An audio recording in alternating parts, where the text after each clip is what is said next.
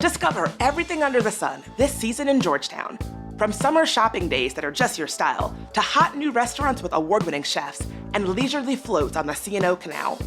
Break out your best dance moves at free weekly dance classes along the waterfront, then cool down with a cocktail inside a historic watering hole. Visit georgetowndc.com/unexpected and squeeze a little more unexpected into your summer.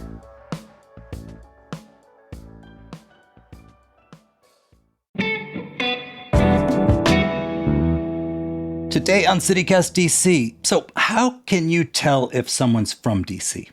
Minnie Quartey can do so with her eyes closed. As the coordinator of Georgetown's Language and Communications in Washington, D.C. project, she is the world expert on the way we locals talk. And she's got a bunch of pointers on what to do if you want to up your hometown accent and slang game.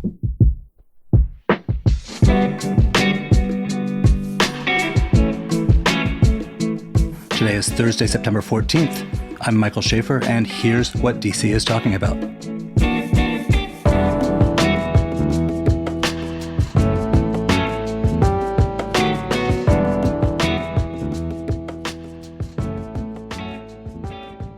So, Minnie Quartey, you are the project coordinator of Language and Communications in Washington, D.C. It's a research project at Georgetown. This makes you maybe one of the world experts in one of my favorite subjects, which is the DC accent. You have worked particularly on the Black DC accent as a field of study.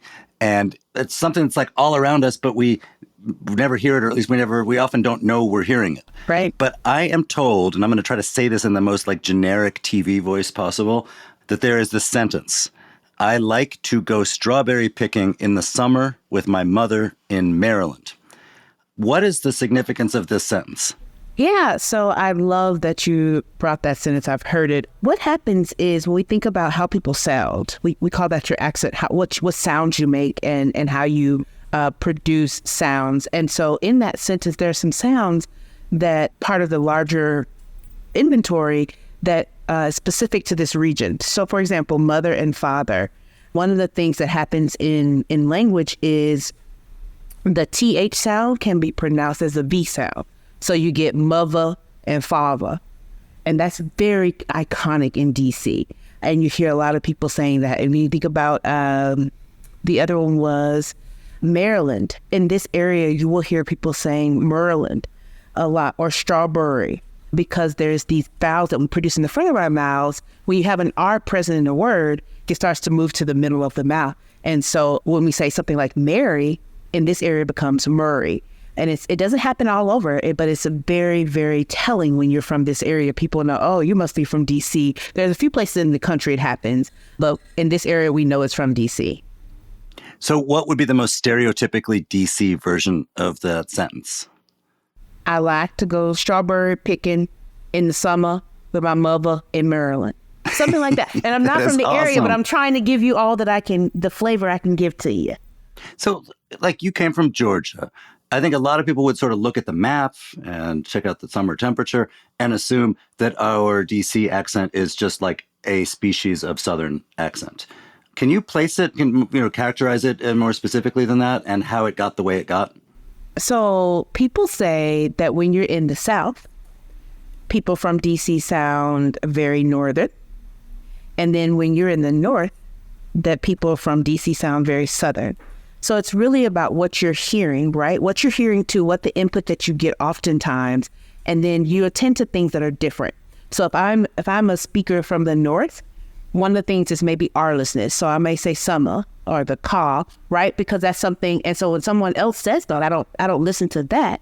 But I may, when someone says light versus lat, right? Or rat versus right, then I'm going to listen to that because that's different from what I do. And a lot of it was also the Great Migration, right? We know back in the 40s, the 50s, and even up until the 70s, when masses of Black people were moving out of the South, we know that we had a lot of influence from that time. And I think that that's where we start to see some of these linguistic features, because we bring the red dots and the yellow dots and they start touching each other. You're going to make orange, right? And that's what happens with language too. And I think that's exactly what happened in DC with this influence from the South moving upwards. But you also had folks from the North kind of in this area. You started to have that shift of upward movement of language. Right. So let me geek out with you for a minute about a couple of linguistics terms. I love geeking out. So one of them is a notion you mentioned of dropping the R called non-rhotic, which I associate with like people from Boston. Think pack my car. Another one is centralization, where vowels that typically get produced in the front or back of your mouth move to the middle, like an sound. Can you put that in a DC context? Yeah, so language is like a ball of lights, right? So you have light switches that you turn on and off, and then you have dimmers. Most features are going to be more like dimmers because most people, a lot of things are not going to be categorical. They're not going to be off or on, but I'm going to maybe do it 10% of the time and not 90% of the time. There may be certain environments within the word that will say, oh, you're going to be R-less here, or you should centralize here. You may centralize more here than you would here. So that's like the dimmer. And then you have the ones where you cut the light on and off. So when I think about R-lessness, especially like people from the Northeast, generally they're going to cut R-lessness on. They're going to have R or not have it, right? But centralization, when you look at it, you're either going to something like there, where the R is at the end of the word, versus bury, where the R is between two vowel sounds. In this area, you're more likely to go bury when it's between two vowel sounds than to hear der. But now in St. Louis, it's the opposite. So they also have Black people who do vowel centralization. But in St. Louis, they prefer to go, it's hot and I'm going over there, or you come over here, as opposed to the library. It's the same phenomenon, right? But the environments in which it's favored is different. So language is like that. You can turn things on and off, but you can dim them and you can intensify them. Washington didn't have huge waves of European immigration like a lot of the older northeastern cities did. But you did have sort of white people and Black people living at once in like close proximity and kind of isolation. How do their accents relate to one another? How do they differ from one another? What kind of relationship exists there? So 1957, thereabouts, at one of the peaks of the wave of the Great Migration, folks came. We had a lot of Black people come from the South, and they settled in D.C. And so D.C. really became the first kind of metropolitan city that was Black majority. And so with people, you get their culture, you get their language. And so that's what came here. And there's already a good population of white people here. And I think it goes back to when you have the yellow and you have the red and you start to get the orange. I think there was some bleeding there. There was some contact, but there was still very much distinct communities. And so oftentimes language was also still very segregated. Only until recently are we starting to see like language contact more. Since, television was invented and radio, and we are much more likely to, pick up our language cues from people who live across the country or across the world, and accents everywhere are fading. What's happened to the DC accent? So for all the parents out there, or for those who just like to watch Peppa Pig and you have kids around, right? All of a sudden, one day your kid is waking up with like this like faux British accent. They're like, hello, mother, whatever they do, like and that was really horrible. But these 2, 3, 4, 5-year-olds who've never been outside of, let's say, Texas or Georgia or wherever are speaking like they, were in London for 3 weeks because they're using this show. So I think what you're saying there is technology gives us access. I think in DC, though, you have the same thing happening, but you also have different groups coming in. You have access to different groups. You're hearing different things. I think it's a little bit more that the demographics are just shifting. So we're losing so it was majority for a long time. Once the Black population became the majority, and they maintained the majority for a long time. And then about 10 years ago, they became the plurality. So we no longer were chocolate city. We became really, really swirly. And I think as we continue to see, we're going to get more and more like light chocolate to white chocolate, and then no chocolate at all. And then I think the wave will come back, actually. I think in about 50, 60, 70 years, I think we're going to see another wave kind of coming back to this chocolateness of DC. But on the other hand, I think people are doing something they're creating this identity, right? And so they are actually using like vowel centralization. They are using some of these other features like R-lessness. they're using some of these like vocalizations. So instead of saying cool, with where you don't pronounce the L in the same kind of way, right? And I think that the reason they're doing this is because they're saying, hey, I am DC. This is part of my identity. As much as DC's changing, linguistically, I want to show you that I'm still DC. And I'm not sure if they're doing that consciously or I think it's a little bit of conscious and subconscious, right? Like I'm staking claim to a place that's changing, to a place that I may not necessarily be here in 10, 15, 20 years. But right now, this is my city. So, big question. You've chosen to do this as your life's work. How and why do dialects and accents matter?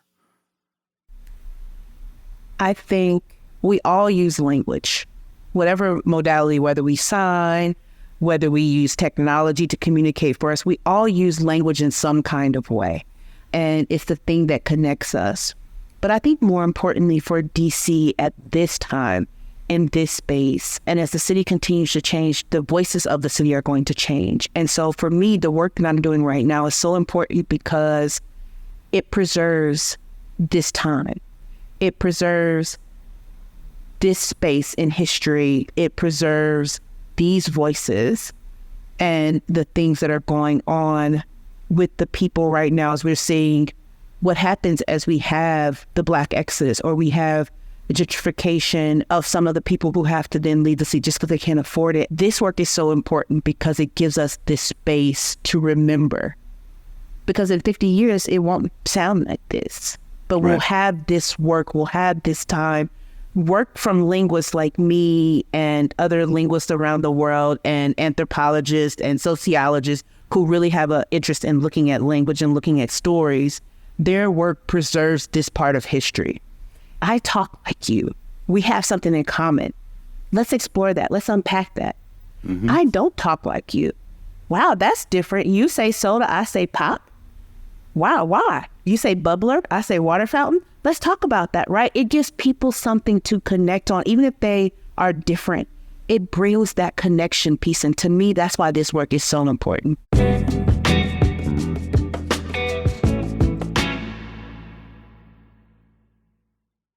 DC, of course, does and probably always will have a lot of transplants. Let's hook them up a little bit on what things mean. Are there some like words that really exemplify DC language, either accent-wise or in terms of like slang? So when we think about slang is generally very ephemeral. Slang is going to come today and it's going to be gone tomorrow. So when I think about, if you think about what you called money when you were 12 and what you call money today, it's very much not the same. The words I'm going to tell you about today are part of the DC lexicon, right? They're part of the fabric of DC because they have staying power. But when I think about DC, some of the iconic words that represent this area. So you have Bama. That's one of my favorites. And there's two schools of thought on Bama. Some that it comes from Alabama and people from Alabama. And I guess when they came up, they weren't as couth as the people here. So when you hear somebody say Bama, they're not talking about, the Alabama football team. They're talking about somebody who did something silly, something stupid, somebody who they're not dressed well. Like, why is he looking like a Bama? And meaning you got on an orange shirt and blue and yellow polka dot pants with green shoes, right? You just looking a mess. Or someone who does something that's not smart. So one of the cool things that I love about DC is DC's going to celebrate DC. And so DC, when they did their AIDS campaign, like get tested, their shirt said, "Don't be a Bama, get tested." I love that. I have one of those shirts. I love it because I think it really speaks to, this is a local issue. AIDS is rising in our community. Don't be a Bama. Go do what you need to do. Find out your status. So that's Bama. Like, can I say Bama? Or is it a thing like it's like inappropriate to say that? So Bama is not one race, right? Generally, and I appreciate you asking, generally I think Bama is more associated with being from the city as opposed to being Black.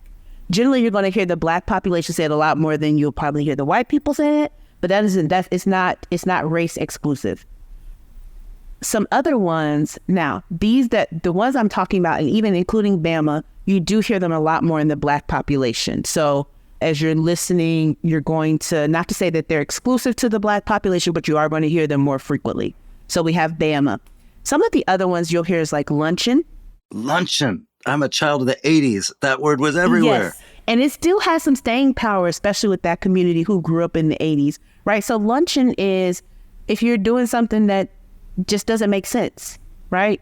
So one of the examples that when I was interviewing, one of the people, he gave me a beautiful example. He said, if you drink and you drive and you get pulled over, you were lunching.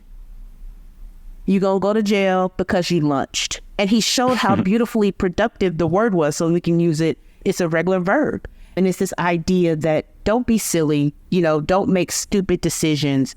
Otherwise, you're going to be lunching. And I think it's like out to lunch when you kind of have this airiness, this spaciness, and you're kind of not focused. That could be where it comes from.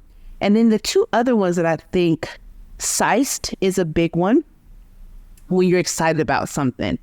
I'm so psyched. I'm psyched about going to the party. I'm psyched about being here today with you, Michael. I'm psyched just about folks interested in language. Like, I'm excited about that. Now, a twist, a nuance word, though, is geeking, right? So geeking can kind of be excited, but just like you're doing too much. Like you geeking, like you're pressed, like you are, I think pressed is another one, like you want it almost too badly. Like there's an anxiety, there's an anticipation, but you're doing too much. Like now you're getting on people's nerves because you're so excited. Like you're gone beyond that point of no return. Like, can you please sit down? We're not there yet. Sit down. It's that kind of thing. But you'll hear a lot of people say geeking. And in that case, like you're geeking out, you're doing too much, you're over the top. I think that's the best way to kind of say that. Minnie Quartey, I am so psyched you were here today. Thank you very much for your time. Thank you so much for having me. It has been amazing.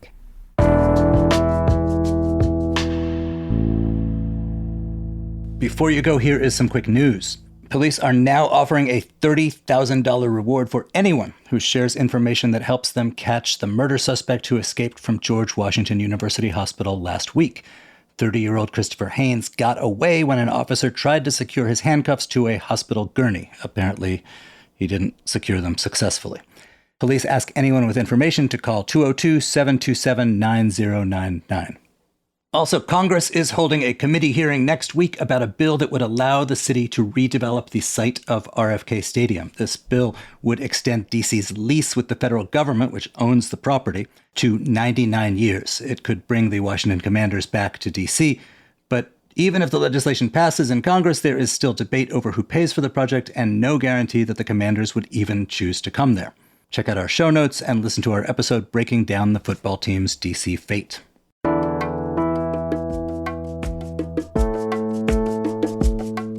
That is all for today here on CityCast DC. If you enjoyed the show, tell everyone you know in DC, Virginia, or Maryland. We'll be back tomorrow morning with more news from around the city. Bye.